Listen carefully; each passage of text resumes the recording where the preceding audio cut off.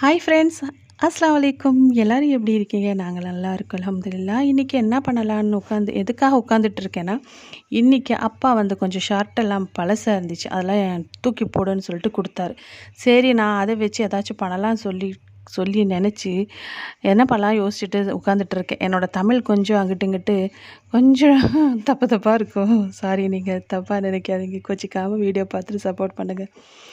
ஒன்றும் இல்லைங்க, ரொம்ப சிம்பிளாக பண்ணலாம். ஷர்ட் அப்படியே விரித்து வச்சு அது மேலே பில்லோ வச்சுட்டு அதை கட் பண்ணி எடுக்க வேண்டியதாக. தெரிஞ்சவங்க இருக்கும், தெரியாத யாருக்காச்சும் யூஸ் பண்ணட்டுமே நினச்சி தான் வீடியோ போடுறேன். அப்புறம் வந்து 4 ஷர்ட் இருந்துச்சு, அதை 4த்தையும் கட் பண்ணி எடுத்தேன். ஒரு 20 நிமிஷத்துக்குள்ளே கட்டிங் ஸ்டிச்சிங் எல்லாத்தையும் முடிச்சு எடுத்தாச்சு.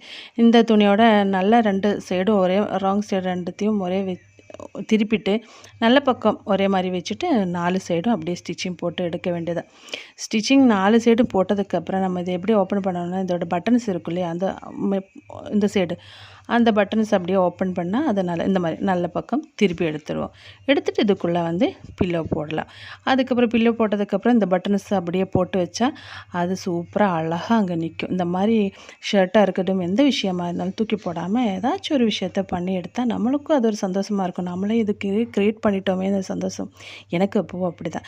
நான் எதை கிடைச்சாலும் தூக்கி போடாமல் அதை வச்சு ஏதாச்சும் பண்ணிகிட்டே இருக்கும். அது எனக்கு ஆரம்பத்தில் அப்படி ஒரு இது. அப்படியே நான் 4 ஷர்ட்டும் அப்படியே நான் வந்து ஸ்டிச்சிங் பண்ணி ஒரு பில்லோவாக மாற்றி எடுத்திருக்கேன். எப்படி இருக்குன்னு சொல்லுங்கள். வீடியோ பிடிச்சா சப்போர்ட் பண்ணுங்கள் ஃப்ரெண்ட்ஸ். அப்போ ஓகே, பாய்.